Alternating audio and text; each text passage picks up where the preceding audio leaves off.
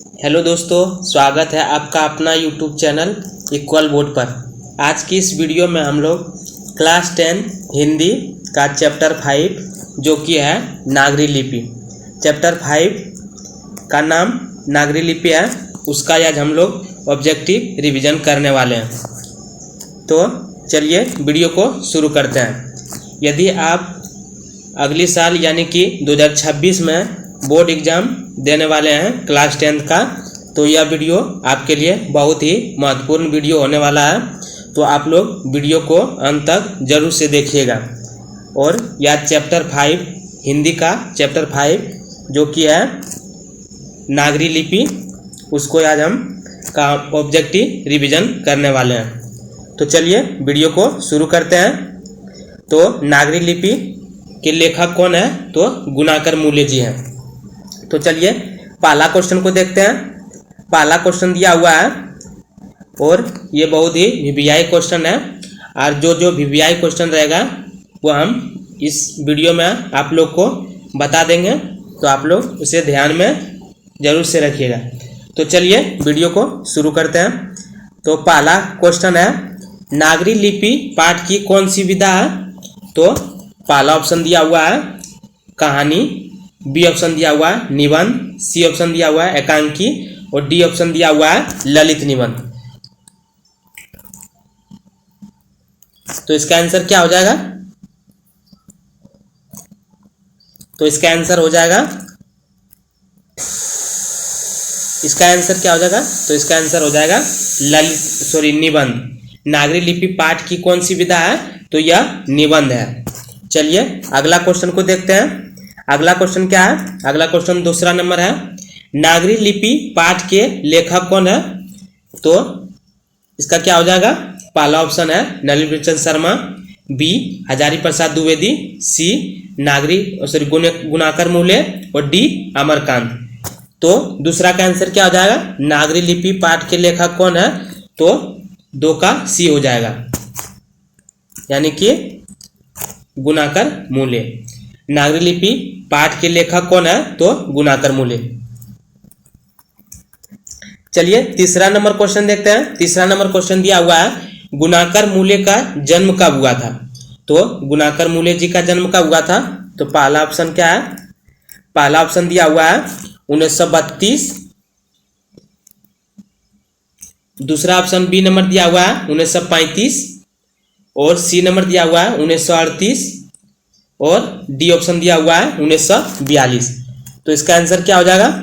तो इसका आंसर हो जाएगा बी, यानी कि 1935 ईस्वी में गुणाकर मूल्य का जन्म हुआ था। चलिए अगला क्वेश्चन को देखते हैं। अगला क्वेश्चन दिया हुआ है 4 नंबर, गुणाकर मूल्य का जन्म कहाँ हुआ था? तो गुणाकर मूल्य जी का जन्म कहाँ हुआ था? तो पहला ऑप्शन दिया हुआ है बलिया उत्तर प्रदेश, बी अमरावली महाराष्ट्र में, सी बदरघाट पटना में, डी इनमें से कोई नहीं। तो इसका आंसर क्या हो जाएगा?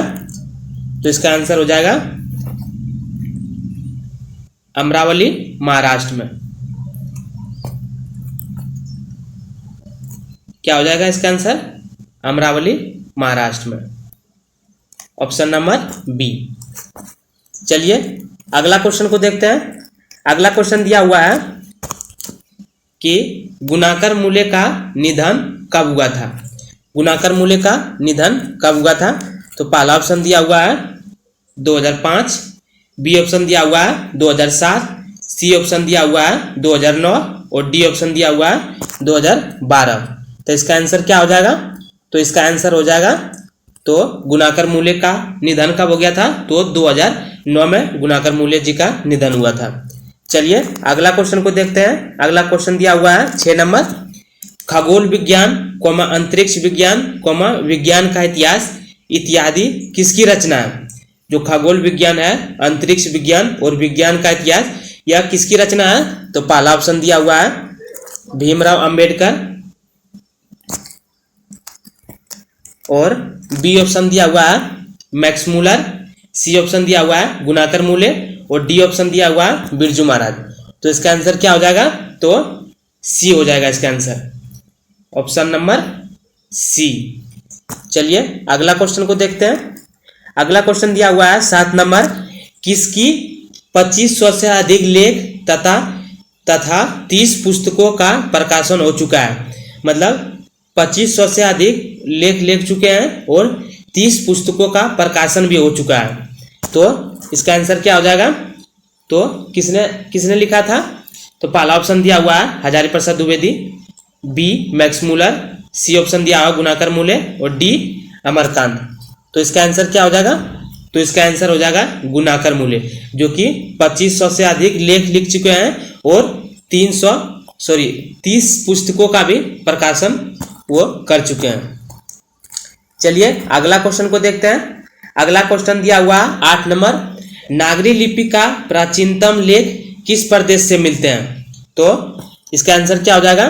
तो पहला ऑप्शन दिया हुआ है दक्कन प्रदेश, बी कलिंग प्रदेश, सी पांडे प्रदेश और डी कोकण प्रदेश। तो इसका आंसर क्या हो जाएगा? तो इसका आंसर हो जाएगा नागरी लिपि का प्राचीनतम लेख दक्कन प्रदेश से मिलते हैं, दक्कन प्रदेश से। चलिए अगला क्वेश्चन को देखते हैं। अगला क्वेश्चन 9 नंबर दिया हुआ है कि नागरी लिपि में प्राचीन मराठी भाषा के लेख मिलने लग जाते हैं। तो ये VVI क्वेश्चन है, तो आप लोग इसको ध्यान में रखिएगा। तो पहला ऑप्शन दिया हुआ है 8वीं सदी दिया हुआ है, बी नंबर ऑप्शन दिया हुआ 9वीं सदी, सी नंबर 10वीं सदी और डी नंबर 11वीं सदी। तो इसका आंसर क्या हो जाएगा? तो इसका आंसर हो जाएगा 9 का बी, यानी कि 9वीं सदी को। चलिए अगला क्वेश्चन को देखते हैं। अगला क्वेश्चन दिया हुआ है 10 नंबर, देवनागरी लिपि में कौन सी भाषा लिखी जाती है? तो पहला ऑप्शन दिया हुआ है Hindi, B number option Nepali, C Marathi और डी उपयुक्त सभी। तो इसका आंसर क्या हो जाएगा? तो इसका आंसर हो जाएगा देवनागरी लिपि में कौन सी भाषा लिखी जाती है? तो उपयुक्त सभी, यानी हिंदी, नेपाली, मराठी तीनों लिखा जाता है। चलिए अगला क्वेश्चन को देखते हैं। अगला क्वेश्चन दिया हुआ है 11 नंबर, अक्षरों की कहानी किसकी रचना है? तो ये भी VVI ऑब्जेक्टिव है, तो आप लोग इसे भी ध्यान में रखिएगा। चलिए इसका क्या हो जाएगा आंसर? तो पहला ऑप्शन दिया हुआ है हजारी प्रसाद द्विवेदी, बी महात्मा गांधी, सी गुणाकर मूले और डी अमरकांत। तो इसका आंसर क्या हो जाएगा? अक्षरों की कहानी किसकी रचना है? तो गुणाकर मूले की। चलिए अगला क्वेश्चन को देखते हैं। अगला क्वेश्चन दिया हुआ है 12 नंबर कि प्राचीन भारत के महान वैज्ञानिक किसकी रचना है? जो प्राचीन भारत के महान वैज्ञानिक किसकी रचना है?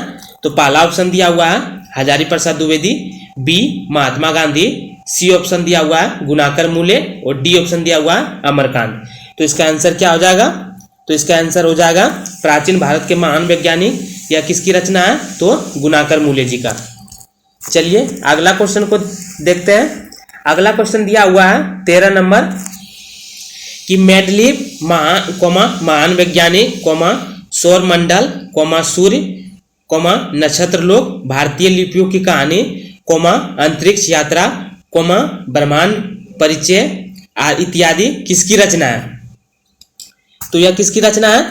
ये महान वैज्ञानिक सौर मंडल, सूर्य, नक्षत्र लोक, भारतीय लिपियों की कहानी, अंतरिक्ष यात्रा, ब्रह्मांड परिचय इत्यादि किसकी रचना है? तो पहला ऑप्शन दिया हुआ है हजारी प्रसाद द्विवेदी, बी ऑप्शन दिया हुआ है मैक्स मूलर, सी ऑप्शन दिया हुआ है नलिनी बिलोचन शर्मा और डी ऑप्शन दिया हुआ है गुणाकर मूले। तो इसका आंसर क्या हो जाएगा? तो इसका आंसर ये सभी की रचना गुणाकर मूले जी ने किया था। यह 13 का ऑप्शन नंबर डी हो जाएगा। चलिए अगला क्वेश्चन को देखते हैं। अगला क्वेश्चन दिया हुआ है 14 नंबर कि नागरी लिपि पाठ गुणाकर मूले की किस पुस्तक से ली गई है? जो नागरी लिपि है वो पाठ गुणाकर मूले की किस पुस्तक से ली गई है? तो पहला ऑप्शन दिया हुआ है नक्षत्र लोक, बी ऑप्शन दिया हुआ है अक्षरों की कहानी, सी ऑप्शन दिया हुआ है भारतीय लिपियों की कहानी, डी ऑप्शन दिया हुआ है अंतरिक्ष यात्रा। तो इसका आंसर क्या हो जाएगा? तो इसका आंसर हो जाएगा 14 का सी नंबर, भारतीय लिपियों की कहानी। चलिए अगला क्वेश्चन को देखते हैं। अगला क्वेश्चन दिया हुआ है 15 नंबर, देवनागरी लिपि के प्रारंभिक लेख कहाँ से प्राप्त हुए हैं? जो देवनागरी लिपि है उसके प्रारंभिक लेख कहाँ से प्राप्त हुए हैं? तो 15 का आंसर क्या हो जाएगा? तो 15 का आंसर हो जाएगा पहला ऑप्शन दिया हुआ है उत्तर भारत से, बी ऑप्शन दिया हुआ है दक्षिण भारत से, सी ऑप्शन दिया हुआ है पूर्वी भारत से और डी ऑप्शन दिया हुआ है पश्चिमी भारत से। तो इसका आंसर क्या हो जाएगा? तो इसका आंसर हो जाएगा दक्षिण भारत से, 15 का बी दक्षिण भारत से। चलिए 16 नंबर क्वेश्चन को देखते हैं। 16 नंबर क्वेश्चन दिया हुआ है हिंदी तथा इसकी विविध बोलियां किस भाषा में बोली जाती है। तो ये भी बहुत ही वीवीआई ऑब्जेक्टिव क्वेश्चन है, तो आप लोग इसको भी ध्यान में रखिएगा। तो पहला ऑप्शन दिया हुआ है नंदी नागरी, बी ऑप्शन दिया हुआ है देवनागरी, सी ऑप्शन दिया हुआ है गुजराती और डी ऑप्शन दिया हुआ है ब्राह्मी। तो इसका आंसर क्या हो जाएगा? इसका आंसर हो जाएगा देवनागरी। चलिए अगला क्वेश्चन को देखते हैं। अगला क्वेश्चन 17 नंबर दिया हुआ है कि 15वीं सदी के विजयनगर के शासकों ने अपने लेखों के लिए किस लिपि का प्रयोग किया है। 15वीं सदी के विजयनगर के शासकों ने अपने लेखों के लिए किस लिपि का प्रयोग किया था। तो पहला ऑप्शन दिया हुआ है नंदी नागरी, बी देवनागरी, सी गुजराती, डी ब्राह्मी। तो इसका आंसर क्या हो जाएगा? तो 15वीं सदी में नंदी नागरी लिपि का प्रयोग किया था। चलिए 18 नंबर क्वेश्चन को देखते हैं। 18 नंबर क्वेश्चन दिया हुआ है दोहा कोश किसकी रचना है। तो पहला ऑप्शन दिया हुआ है रसखान की, बी ऑप्शन दिया हुआ है सरपाद की, सी सुमित्रानंद पंत की और डी ऑप्शन दिया है गुरु नानक की। तो इसका आंसर क्या हो जाएगा? तो 18 नंबर का आंसर हो जाएगा बी, यानी कि सरपाद की। जो दोहा कोश किसकी रचना है? तो सरपाद की। चलिए अगला क्वेश्चन को देखते हैं। अगला क्वेश्चन दिया हुआ है 19 नंबर, रामायण की रचना किस भाषा में हुई है। तो रामायण की रचना किस भाषा में हुई है। तो पहला ऑप्शन है हिंदी, बी संस्कृत, सी उर्दू, डी ऑप्शन दिया हुआ है अंग्रेजी। तो रामायण की रचना किस भाषा में हुई थी। तो संस्कृत भाषा में, यानी 19 का बी हो जाएगा आंसर। चलिए और ये भी बहुत ही वीवीआई ऑब्जेक्टिव क्वेश्चन है, तो आप लोग को इसे भी याद रखना है, ये भी वीवीआई क्वेश्चन है। चलिए 20 का देखते हैं। 20 का क्वेश्चन दिया हुआ है तमिल, मलयालम, तेलुगु, कन्नड़ भाषाएं हैं। तो इसका आंसर क्या हो जाएगा?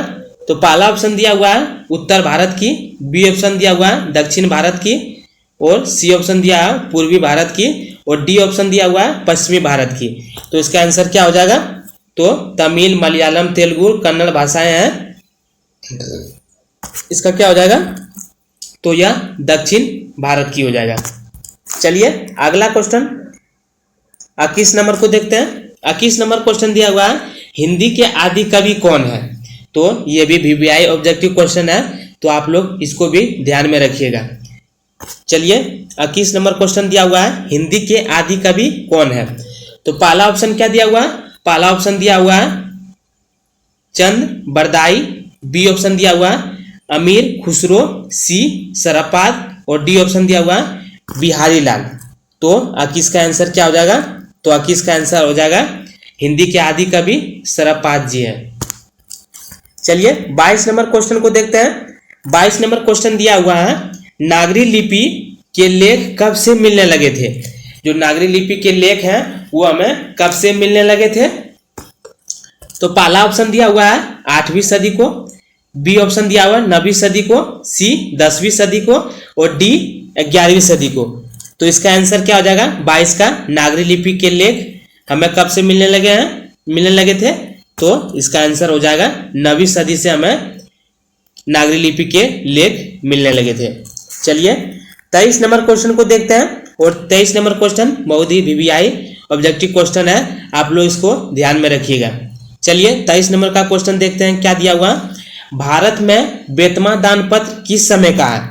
तो पहला ऑप्शन दिया हुआ है 1020 ईस्वी को, बी ऑप्शन दिया हुआ है 10,030 ईस्वी को, सी ऑप्शन दिया हुआ है 1022 ईस्वी को और डी ऑप्शन दिया हुआ है 1027 ईस्वी में।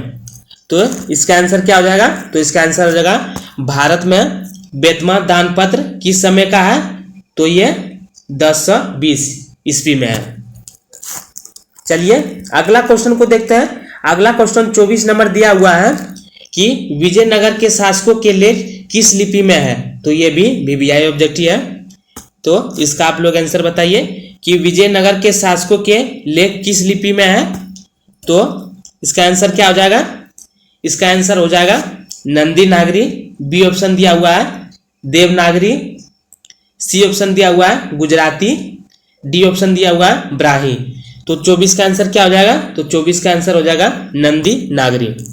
चलिए अगला क्वेश्चन को देखते हैं। अगला क्वेश्चन दिया हुआ है कि परमार शासक भोज कहाँ के रहने वाले थे? जो परमार शासक भोज है वो कहाँ के रहने वाले थे? तो पहला ऑप्शन दिया हुआ है धारा नगरी के, बी मेवाड़ के, सी कन्नौज के और डी अजमेर के। तो इसका आंसर क्या हो जाएगा? तो इसका आंसर हो जाएगा परमार शासक भोज कहाँ के रहने वाले थे? तो ये धारा नगरी के रहने वाले थे। सॉरी, कहाँ के रहने वाले थे? तो धारा नगरी के। चलिए अगला क्वेश्चन को देखते हैं। अगला क्वेश्चन है 26 नंबर। केरल के शासकों ने अपने सिक्कों पर देवनागरी लिपि में क्या लिखवाया?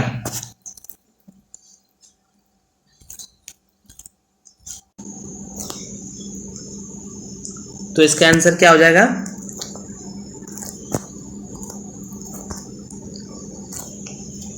तो पहला ऑप्शन दिया हुआ है ब्राह्मी, बी खरोष्टी, सी गुजराती और डी ऑप्शन दिया हुआ है देवनागरी। तो इसका आंसर क्या हो जाएगा? 29 का। तो इसका 29 का आंसर हो जाएगा डी नंबर देवनागरी। चलिए अगला क्वेश्चन को देखते हैं। अगला क्वेश्चन क्या दिया हुआ? अगला नंबर क्वेश्चन दिया हुआ है 30 नंबर। महमूद गजनबी के बाद किस शासक ने अपने सिक्कों पर नागरी शब्द खुदवाए हैं? जो मोहम्मद गजनबी के बाद किस शासक जो आए थे जो अपने सिक्कों पर नागरी शब्द खुदवाए थे? तो पहला ऑप्शन दिया हुआ है मोहम्मद गोरी, बी है अलाउद्दीन खिलजी, सी ऑप्शन है शेर शाह और डी ऑप्शन दिया हुआ है इनमें से सभी। तो इसका आंसर क्या हो जाएगा 30 का? तो 30 का आंसर हो जाएगा डी इनमें से सभी। चलिए अगला क्वेश्चन को देखते हैं। अगला क्वेश्चन दिया हुआ है 31 नंबर कि उत्तर भारत में पहले पाल किस राजाओं के लेखों में नागरी लिपि देखने को मिलती है? उत्तर भारत में पहले पाल किस राजाओं के लेखों में नागरी लिपि देखने को मिलती है? तो पहला ऑप्शन दिया हुआ है 31 का राष्ट्रकूट राजा। बी ऑप्शन दिया हुआ है गुर्जर प्रतिहार राजाओं ने, सी चोल राजाओं ने और डी ऑप्शन दिया हुआ है इनमें से कोई नहीं। तो इसका आंसर क्या हो जाएगा? तो उत्तर भारत में पहले पाल किस राजाओं के लेखों में नागरी लिपि देखने को मिलती है? तो राष्ट्रकूट के राजा। 32 नंबर क्वेश्चन दिया हुआ है। 32 नंबर क्वेश्चन दिया है नागरी लिपि के आरंभिक लेख हमें कहाँ से मिले हैं? जो नागरी लिपि के आरंभिक लेख है वो हमें कहाँ से मिले हैं? तो पहला ऑप्शन दिया हुआ है पूर्वी भारत का, बी ऑप्शन दिया हुआ पश्चिमी भारत का, सी ऑप्शन दिया हुआ दक्षिण भारत का और डी ऑप्शन दिया हुआ उत्तरी भारत का। तो इसका आंसर क्या हो जाएगा? तो इसका आंसर हो जाएगा सी ऑप्शन हो जाएगा दक्षिण भारत का। चलिए अगला क्वेश्चन को देखते हैं। अगला क्वेश्चन दिया हुआ है 33 नंबर। नक्षत्र लोक किस लेखक की कृति है? तो ये भी वीवीआई क्वेश्चन है, तो आप लोग इसको भी ध्यान में रखिएगा। तो पहला ऑप्शन दिया हुआ है विनोद कुमार शुक्ल, बी ऑप्शन दिया हुआ है गुणाकर मूले, सी ऑप्शन दिया हुआ है हजारी प्रसाद द्विवेदी और डी ऑप्शन दिया हुआ अमरकांत। तो इसका आंसर क्या हो जाएगा? तो इसका आंसर हो जाएगा बी नंबर गुणाकर मूले। चलिए अगला क्वेश्चन को देखते हैं। अगला क्वेश्चन दिया हुआ है कि मराठी भाषा की लिपि क्या है? मराठी भाषा की लिपि क्या है? तो पहला ऑप्शन दिया हुआ है खरोष्टी लिपि, बी प्राकृतिक लिपि, सी नागरी लिपि और डी ऑप्शन दिया हुआ देवनागरी लिपि। तो इसका मराठी भाषा की लिपि क्या है? तो देवनागरी लिपि है। चलिए अगला क्वेश्चन को देखते हैं। अगला क्वेश्चन है 35 नंबर। धारा नगरी के कौन परमार शासक विधानु रागी थे?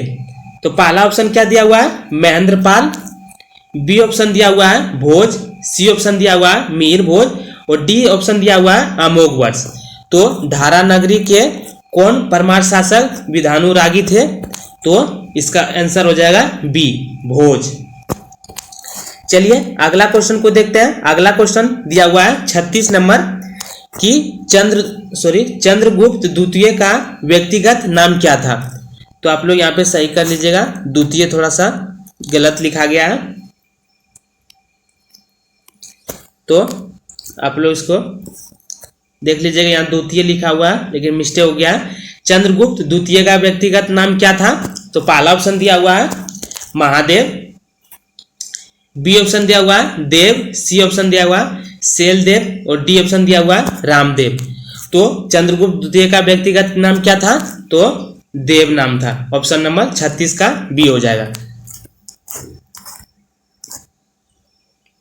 37 नंबर क्वेश्चन दिया हुआ है हिंदी भाषा का लिपि क्या है। तो हिंदी भाषा का लिपि क्या हो जाएगा, तो पहला ऑप्शन दिया हुआ है ब्राह्मी लिपि। बी ऑप्शन दिया हुआ है देवनागरी लिपि। सी ऑप्शन दिया हुआ है चित्रलिपि और डी ऑप्शन दिया हुआ है गुरुमुखी लिपि। तो 37 का आंसर क्या हो जाएगा, तो हिंदी किस में लिखा जाता है, तो देवनागरी लिपि में। ऑप्शन नंबर क्या हो जाएगा, ऑप्शन नंबर बी हो जाएगा। चलिए अगला क्वेश्चन को देखते हैं। अगला क्वेश्चन दिया हुआ है 38 नंबर कि पहली बार देवनागरी लिपि के टाइप कब बने हैं। तो इसका आंसर क्या हो जाएगा, तो पहला ऑप्शन दिया हुआ है करीब 2 सदी पहले। बी ऑप्शन दिया हुआ है करीब 3 सदी पहले। सी करीब 5 सदी पहले और डी ऑप्शन दिया हुआ है करीब 4वीं सदी पहले। तो पहली बार देवनागरी लिपि के टाइप कब बने हैं, तो करीब 2 सदी पहले ही बन गए थे। चलिए 39 नंबर क्वेश्चन को देखते हैं। तो ये भी वीवीआई क्वेश्चन है, तो आप लोग इसको भी ध्यान में रखिएगा। क्वेश्चन दिया है 39 नंबर, सूर्य नामक पुस्तक किसकी रचना है। तो पहला ऑप्शन दिया हुआ है मैक्स मूलर। बी ऑप्शन दिया हुआ है गुणाकर मूले। सी ऑप्शन दिया हुआ है बिरजू महाराज और डी ऑप्शन दिया हुआ है महात्मा गांधी। तो 39 का आंसर क्या हो जाएगा, तो सूर्य नामक पुस्तक की रचना किसकी है, तो गुणाकर मूले जी का। चलिए अगला क्वेश्चन को देखते हैं। अगला क्वेश्चन दिया हुआ है 40 नंबर, नेवारी भाषाएं किस लिपि में लिखी जाती है। जो नेवारी भाषा है उस किस लिपि में लिखी जाती है। तो पहला ऑप्शन दिया हुआ है देवनागरी। बी खरोष्टी। सी सुरसेन और डी ब्राह्मी लिपि। तो नेवारी भाषा किस लिपि में लिखी जाती है, तो इसका आंसर क्या हो जाएगा, देवनागरी लिपि में। 40 का ए हो जाएगा। चलिए 41 नंबर का क्वेश्चन देखते हैं। 41 नंबर क्वेश्चन दिया हुआ है भारतीय लिपियों की कहानी पुस्तक के रचयिता कौन है। तो भारतीय लिपि की कहानी पुस्तक के रचयिता कौन है। तो पहला ऑप्शन देख लेते हैं क्या है। पहला ऑप्शन दिया हुआ है मैक्स मूलर। बी ऑप्शन दिया हुआ है नलिनी बच्चन शर्मा। सी ऑप्शन दिया हुआ है गुणाकर मूले और डी ऑप्शन दिया हुआ है अमरकांत। तो इसका आंसर क्या हो जाएगा, 41 का सी गुणाकर मूले। अगला क्वेश्चन को देखते हैं। अगला क्वेश्चन दिया हुआ है गुणाकर मूले ने किस विषय से एमए किया है। तो गुणाकर मूले जी किस विषय से एमए किया था। तो पहला ऑप्शन दिया हुआ है हिंदी। बी ऑप्शन दिया हुआ है अंग्रेजी। सी ऑप्शन गणित और डी ऑप्शन इनमें से कोई नहीं। तो गुणाकर मूले जी ने एमए में क्या किए थे, गणित से किए थे। किस विषय से, तो गणित विषय से। तो इसका 42 का सी हो जाएगा। तो आज के लिए बस इतना ही। यदि आप लोग को वीडियो अच्छी लगे तो आप लोग वीडियो को लाइक जरूर कर सकते हैं और चैनल पर यदि आप नए हैं तो चैनल को आप लोग सब्सक्राइब भी जरूर से कर दीजिएगा। Thanks for watching this video. Please subscribe channel now. धन्यवाद।